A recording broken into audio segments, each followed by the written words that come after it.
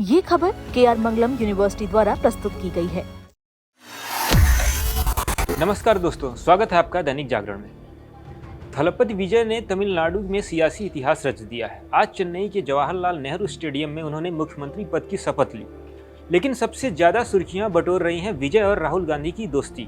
दोनों ने मंच शेयर किया, बातें की और सेल्फी तक भी ली। एक दूसरे के साथ गर्मजोशी के साथ स्वागत भी किया। ये दिखाता है कि तमिलनाडु की राजनीति में दोनों एक दूसरे के लिए कितना महत्वपूर्ण है। आज हम आपको आसान भाषा में बताएंगे कि विजय और राहुल के बीच ये दोस्ती कब शुरू हुई, क्यों बनी और इसके पीछे क्या रणनीति है। तो वीडियो को अंत तक जरूर देखिएगा। शपथ ग्रहण समारोह में राहुल का आना।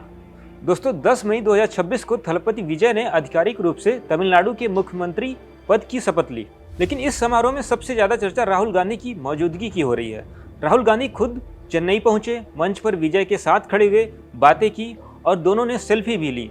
ये तस्वीरें सोशल मीडिया पर तेजी से वायरल हो रही हैं। दोस्ती की शुरुआत कब हुई? विजय और राहुल की जान पहचान नई नहीं है।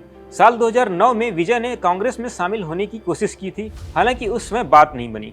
लेकिन पिछले कुछ सालों से दोनों के बीच अच्छे संबंध बन गए हैं। जब विजय की पार्टी TVK ने चुनाव लड़ा, तब कांग्रेस के कुछ नेताओं ने उन पर भरोसा जताया। राहुल गांधी भी उन नेताओं में शामिल थे जिन्होंने विजय को सपोर्ट दिया। राहुल ने विजय को क्यों समर्थन दिया? राहुल गांधी के लिए विजय एक बड़ा सहारा बन सकते हैं। तमिलनाडु में कांग्रेस लगभग खत्म हो चुकी है। ऐसे में विजय जैसे लोकप्रिय चेहरे के साथ दोस्ती राहुल के लिए दक्षिण भारत में नया आधार बनाने का मौका है। विजय को भी कांग्रेस का समर्थन चाहिए था। जब मुश्किल समय में कोई उनके साथ नहीं था, तब कांग्रेस के कुछ लोग उनके साथ खड़े हुए।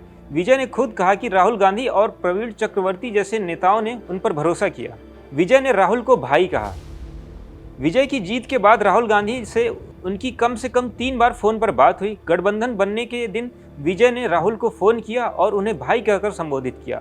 उन्होंने राहुल गांधी को शपथ ग्रहण समारोह में आने का निमंत्रण भी दिया। राहुल ने कहा कि वे पूरी कोशिश करेंगे और आखिरकार चेन्नई वो पहुंच ही गए। राहुल ने DMK की बैठक में जाने से इनकार किया। दोस्तों, एक और महत्वपूर्ण बात यह है कि चुनाव प्रचार के दौरान राहुल गांधी ने DMK द्वारा बुलाई गई कुछ बैठकों में जाने से इनकार कर दिया।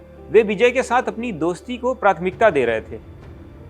इससे साफ होता है कि राहुल गांधी अब विजय को दक्षिण में अपना भरोसेमंद साथी मान रहे हैं। क्या ये दोस्ती सिर्फ राजनीतिक है? कई लोग कह रहे हैं कि ये दोस्ती सिर्फ फायदे के लिए है। विजय को सत्ता मिल गई, राहुल को दक्षिण में नया चेहरा मिल गया। लेकिन विश्लेषक मानते हैं कि दोनों के बीच व्यक्तिगत स्तर पर भी अच्छे संबंध हैं।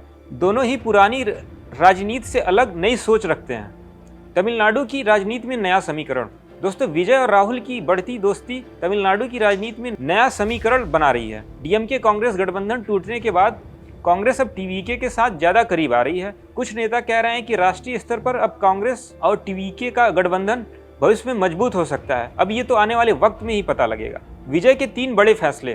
तमिलनाडु के मुख्यमंत्री C. जोसेफ विजय शपथ लेने के तुरंत बाद जनहित में 3 बड़े फैसले लिए। 200 यूनिट बिजली मुफ्त, सभी घरेलू उपभोक्ताओं को 200 यूनिट तक बिजली मुफ्त देने का ऐलान किया गया। वहीं दूसरा, महिला सुरक्षा टास्क फोर्स का गठन। राज्य में महिलाओं की सुरक्षा सुनिश्चित करने के लिए एक समर्पित विशेष टास्क फोर्स गठन करने की भी घोषणा की गई। वहीं तीसरा फैसला नशा मुक्ति अभियान का है। ड्रग्स और नशे की समस्या से निपटने के लिए हर जिले में एक विशेष यूनिट या एंटी ड्रग्स टास्क फोर्स बनाने का आदेश विजय ने दिया है। दोस्तों, थलपति विजय और राहुल गांधी की दोस्ती अब सिर्फ खबर नहीं, बल्कि तमिलनाडु की नई राजनीति का हिस्सा बन गई है। स्टेज शेयर करना, सेल्फी लेना और ये भाई कहकर बुलाना, ये छोटे मोटे पल दिखा रहे हैं कि दोनों के बीच अच्छा रिश्ता बन रहा है। अब देखना यह है कि ये दोस्ती कितनी मजबूत रहती है और तमिलनाडु की राजनीति को कैसे प्रभावित करती है। आप क्या सोचते हैं, विजय और राहुल की ये दोस्ती सच्ची है या सिर्फ राजनीतिक फायदे के लिए दोनों एक दूसरे के साथ आए हैं? कमेंट में अपनी राय जरूर दें। वीडियो पसंद आया तो लाइक करें, शेयर करें, चैनल को सब्सक्राइब करना न भूलें। ऐसी ही और जानकारी के लिए देखते रहें दैनिक जागरण।